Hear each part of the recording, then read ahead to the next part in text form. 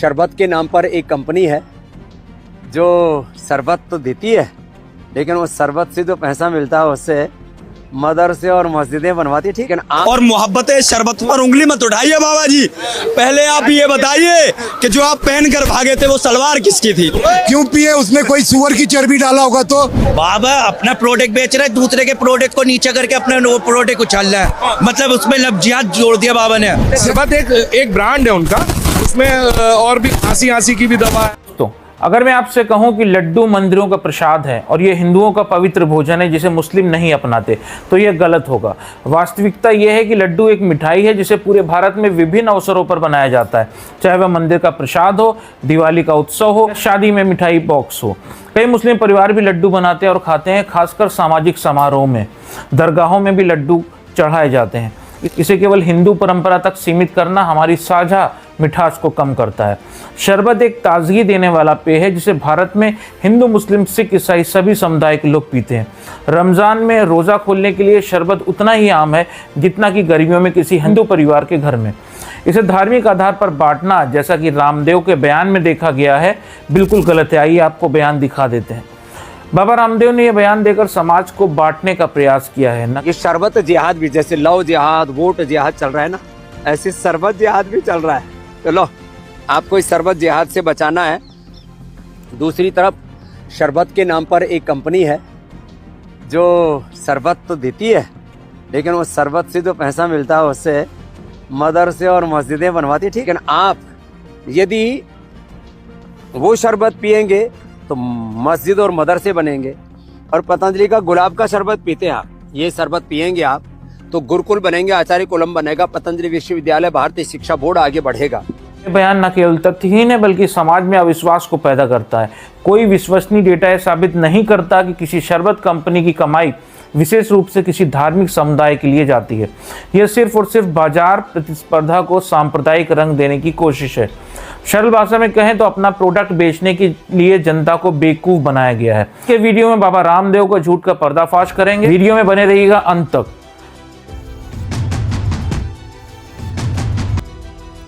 राष्ट्रीय अपराध record bureau NCRB की 2022 के आंकड़ों के अनुसार भारत में धार्मिक कारणों से होने वाली हिंसा की घटनाएं समय समय पर बढ़ती रही हैं। उदाहरण के लिए 2021 में धार्मिक आधार पर 1782 आपराधिक मामले दर्ज किए गए जो सांप्रदायिक तनाव की गंभीरता को दर्शाते हैं। हाल ही में योग गुरु और पतंजलि आयुर्वेद के संस्थापक बाबा रामदेव ने एक बयान दिया जिसने व्यापक विवाद को जन्म दिया। एक वायरल वीडियो में रामदेव ने दावा किया कि कुछ शरबत कंपनियां अपनी कमाई का उपयोग मस्जिदों और मदरसों के निर्माण के लिए करती हैं, जिसे उन्होंने शरबत जिहाद करार दिया। इसके विपरीत उन्होंने पतंजलि के शरबत को बढ़ावा देते हुए कहा कि इसकी कमाई हिंदू संस्थानों और गौशालाओं को समर्पित होती है। इस बयान ने सोशल मीडिया और मुख्य धारा के मीडिया में तीखी प्रतिक्रियाएं उत्पन्न कर दी। बाबा रामदेव का यह बयान न केवल धार्मिक आधार पर समाज को बांटने वाला था, बल्कि इसने एक व्यावसायिक उत्पाद को सांप्रदायिक रंग देने की कोशिश की है। भारत जैसे देश में जहां उपभोक्ता बाजार में सभी समुदायों के लोग शामिल हैं, इस तरह के बयान न केवल गैर जिम्मेदाराना है बल्कि सामाजिक तनाव को बढ़ाने वाले भी हो सकते हैं। भारतीय दंड संहिता आईपीसी की धारा 153A के तहत ऐसा कोई भी बयान जो धार्मिक समूहों के बीच वैमनस्य को बढ़ावा दे दंडनीय हो सकता है। हालांकि अभी तक इस मामले में कोई कार्रवाई नहीं हुई है। आइए आपको ले चलते हैं फ्लैशबैक में और जरा बाबा रामदेव के बारे में जान लेते हैं। दिन था 17 अगस्त 2022 जब इंडियन मेडिकल एसोसिएशन IMA ने सुप्रीम कोर्ट में एक याचिका दायर की। IMA ने आरोप लगाया कि बाबा रामदेव और पतंजलि आयुर्वेद ने कोविड-19 वैक्सीनेशन और एलोपैथिक चिकित्सा पद्धति के खिलाफ भ्रामक प्रचार किया। खास तौर पर पतंजलि ने अपने उत्पाद कोरोनिल को कोविड-19 के इलाज के रूप में प्रचारित किया, जिसके लिए उनके पास कोई ठोस वैज्ञानिक सबूत नहीं थे। IMA का कहना था कि इससे जनता में भ्रम फैला और टीकाकरण अभियान को नुकसान पहुंचा। इसके अलावा रामदेव ने 2021 में एक वीडियो में बोला था कि उन्होंने दावा किया था कि लाखों लोग एलोपैथी की वजह से मरे, जबकि आयुर्वेद बेहतर विकल्प है। इस बयान पर IMA ने कड़ा विरोध जताया और कई राज्यों जैसे बिहार, दिल्ली और छत्तीसगढ़ में रामदेव के खिलाफ FIR भी दर्ज की गई। दिन था 21 नवंबर 2023 सुप्रीम कोर्ट ने पतंजलि को चेतावनी दी कि वह भ्रामक विज्ञापन बंद करे।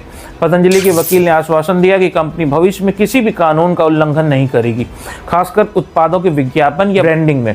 कोर्ट ने कहा कि अगर पतंजलि ने झूठे दावे किए तो प्रत्येक उत्पाद के लिए उसको 1 करोड़ रुपए तक जुर्माना लगाया जा सकता है। तो गुरु बाबा रामदेव की कंपनी पतंजलि एक बार फिर से विवादों में है। पतंजलि को भ्रामक प्रचार के 5 मामलों में दोषी पाए जाने पर हरिद्वार के एडीएम कोर्ट ने पतंजलि आयुर्वेद की 5 प्रोडक्शन यूनिट्स पर 11 लाख का जुर्माना लगाया है। नवंबर 2023 में कोर्ट के आश्वासन के बावजूद रामदेव ने 22 नवंबर 2023 को एक प्रेस कॉन्फ्रेंस की, जिसमें उन्होंने फिर से आयुर्वेद को बढ़ावा देते हुए एलोपैथिक के खिलाफ बयान दिए। उन्होंने दावा किया कि पतंजलि की दवाएं शोध पर आधारित हैं और सुप्रीम कोर्ट के सामने रोगियों की परेड कराने को भी वो तैयार थे। कोर्ट ने इसे अपने आदेश की अवमानना माना और 27 फरवरी 2024 में सुप्रीम कोर्ट ने रामदेव और पतंजलि की प्रबंध निदेशक आचार्य बालकृष्ण को अवमानना नोटिस जारी किया। कोर्ट ने पूछा कि क्यों ना उनके खिलाफ कार्रवाई की जाए, क्योंकि उन्होंने कोर्ट के आश्वासन का उल्लंघन किया था। कोर्ट ने यह भी नोट किया कि पतंजलि के विज्ञापन जैसे मधुमेह, थायराइड और अस्थमा के स्थायी समाधान के दावे drugs and magic remedies act 1954 का उल्लंघन करते हैं। दिन आता है 2 अप्रैल 2024, कोर्ट ने रामदेव और बालकृष्ण को व्यक्तिगत रूप से पेश होने का आदेश दिया। जस्टिस हिमा कोहली और जस्टिस एहसानुद्दीन अमानुल्लाह की बेंच ने कहा कि हम अंधे नहीं हैं। कोर्ट ने कोर्ट के आदेश की अवहेलना की। कोर्ट ने केंद्र और उत्तराखंड सरकार पर भी सवाल उठाए। उन्होंने पतंजलि के खिलाफ कार्रवाई क्यों नहीं की। उत्तराखंड के लाइसेंसिंग प्राधिकरण पर निष्क्रियता के लिए फटकार भी लगाई गई कोर्ट की तरफ से। दिन आता है 10 अप्रैल 2024, बाबा रामदेव और बालकृष्ण ने कोर्ट से माफी मांगी। कोर्ट ने इसे नाटक करार दिया। कोर्ट ने कहा कि उनका हलफनामा पहले मीडिया में लीक हुआ, जो अवमानना का सबूत है। बाबा रामदेव की कंपनी पतंजलि आयुर्वेद और उससे जुड़ी दिव्य फार्मेसी के कुछ उत्पादों पर भारत में प्रतिबंध लगाए गए। अप्रैल 2024 में उत्तराखंड के औषधि नियामक प्राधिकरण ने भ्रामक विज्ञापनों और अनुचित लाइसेंसिंग के कारण 14 उत्पादों के लाइसेंस रद्द किए। इसके अलावा कुछ अन्य मौकों पर भी पतंजलि के उत्पादों पर कार्रवाई हुई। उदाहरण के लिए 2017 में नेपाल में पतंजलि का आंवला जूस बैक्टीरिया की वजह से प्रतिबंधित हुआ था और 2021 में कुछ राज्यों में सरसों का तेल सब स्टैंडर्ड पाए जाने के कारण विवाद में आया। हालांकि पूरे देश में या अन्य देशों में प्रतिबंधित उत्पादों की सटीक संख्या अलग अलग स्रोतों के आधार पर भिन्न भिन्न हो सकती है, लेकिन उपरोक्त 14 उत्पादों का प्रतिबंध सबसे हालिया और पुष्ट मामला है। अब बात करते हैं शरबत जिहाद की। आइए आपको दिखाते हैं बाबा की मार्केटिंग स्किल क्या है। 1906 पूरे भारत ने एकजुट होकर स्वदेशी से स्वाधीनता का अभियान शुरू किया था। स्वदेशी अपनाओ और विदेशी जलाओ का नारा पूरे देश में गूंज रहा था। आज फिर उसी रास्ते पर चलकर देश को आर्थिक आजादी दिलाने की आवश्यकता आ पड़ी। This is the latest no-holds-barred attack from Patanjali on multinationals like HUL, Colgate and Nestle.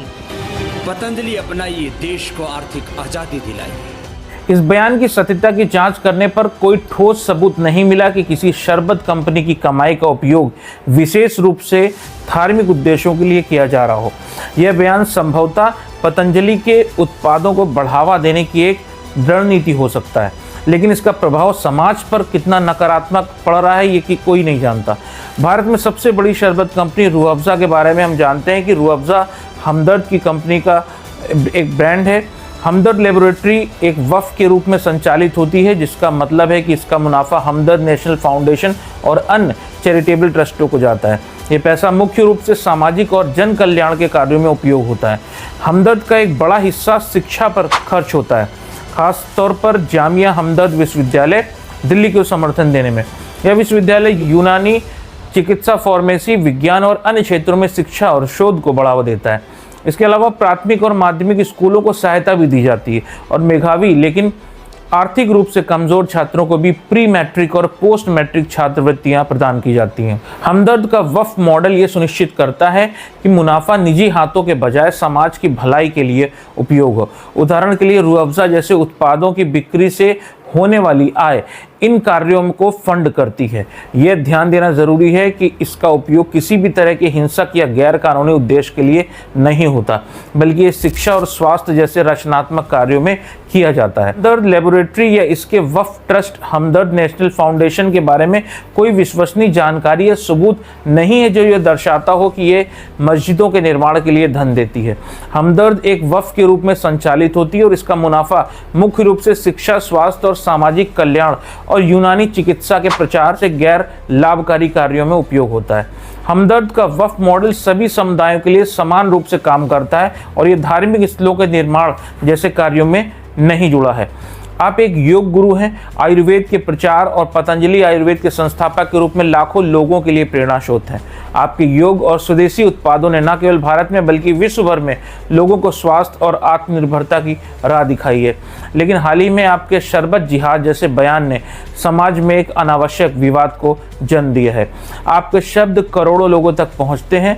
जब आप किसी उत्पाद को धार्मिक आधार पर बांटते हैं या जिहाद जैसे शब्दों का उपयोग करते हैं तो यह समाज में अविश्वास और तनाव को जन्म देता है। आपने दावा किया कि कुछ शरबत कंपनियां अपनी कमाई मस्जिदों और मदरसों के लिए देती हैं, लेकिन इसके लिए कोई ठोस सबूत नहीं है।